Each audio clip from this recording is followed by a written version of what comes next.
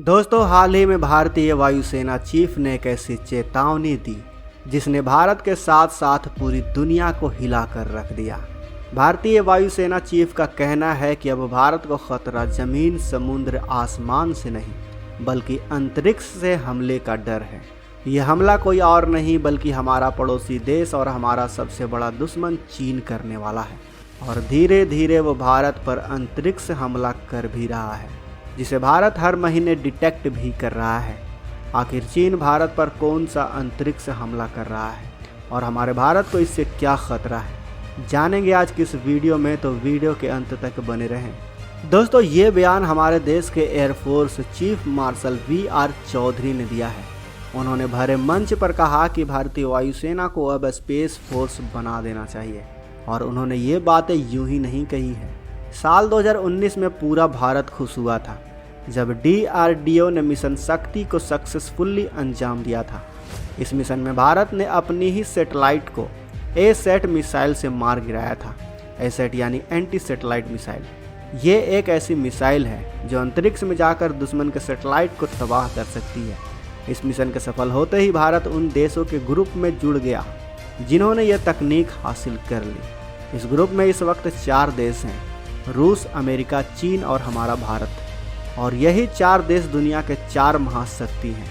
आपको बता दें कि भारत का सबसे बड़ा दुश्मन चीन 12 साल पहले ही A-SAT मिसाइल की तकनीक को हासिल कर चुका है।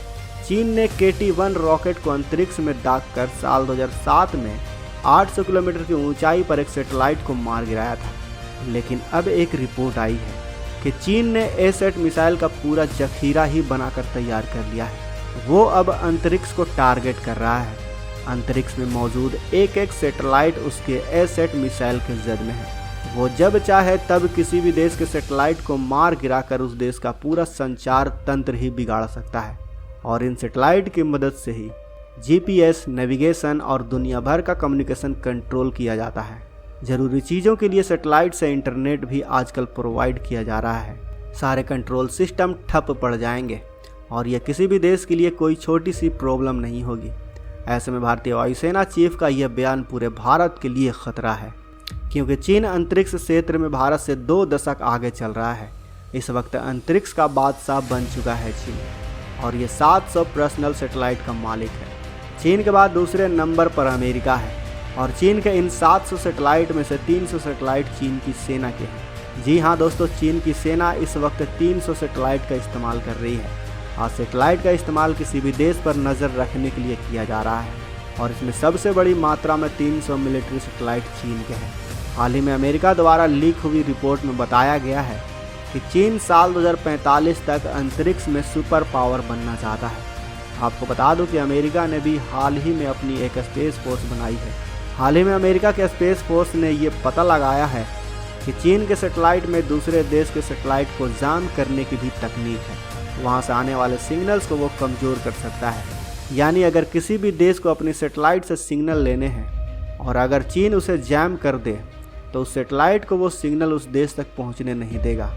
वो देश पूरी तरह से अंधा हो जाएगा, जो किसी देश के लिए बहुत बड़े खतरे की बात है। इतना ही नहीं, चीन ने A-SAT मिसाइल के अलावा इलेक्ट्रॉनिक जैमर भी बना रखा है।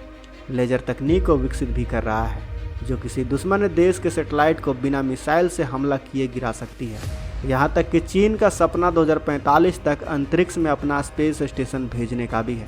साथ ही चीन ने अपनी साइबर आर्मी को भी स्पेस वॉरफेयर के साथ जोड़ रखा है।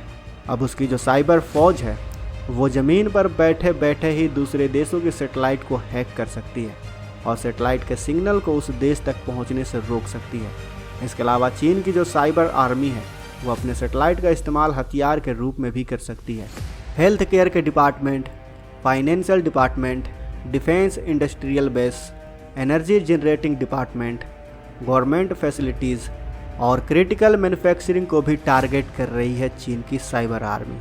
और यह घटना अमेरिका या फिर किसी यूरोपियन देश में नहीं बल्कि भारत में घटी है। बात है 12 अक्टूबर 2020 के सुबह की। मुंबई में अचानक से पावर कट हो जाता है और इस पावर कट होने की वजह थी चीन की रेड इको हैकर ग्रुप। जब मुंबई में बिजली गुल हुई तो मरीज हॉस्पिटल के वेंटिलेटर पर थे। उनके वेंटिलेटर ने काम करना बंद कर दिया इमरजेंसी बैकअप से जनरेटर और वेंटिलेटर को चलाया जा रहा था। पूरे स्टॉक एक्सचेंज में अंधेरा छा गया था। सिर्फ यही एक घटना नहीं है, यहाँ तक कि जब भारत कोरोना महामारी की वैक्सीन बना रहा था तब चीन की साइबर आर्मी ने सिंगापुर में भारत बायोटेक की वेबसाइट को हैक करके इंफॉर्मेशन चुराने की कोशिश की थी। ये बात भारत के अथॉरिटी और सिंगापुर की एक कंपनी से पता चली है। इसके अलावा 6 अप्रैल 2022 को एक अमेरिकन साइबर सिक्योरिटी फर्म ने भारत को ये चेतावनी दी थी कि चीन की साइबर आर्मी लद्दाख के पावर ग्रिड पर अटैक कर उसे तबाह करने वाली है। साल 2019 में एक रिपोर्ट आई थी जिसमें बताया गया था कि उस साल यानी 2019 में भारत पर सबसे ज़्यादा साइबर अटैक किए गए हैं और यह चीन ने किया था।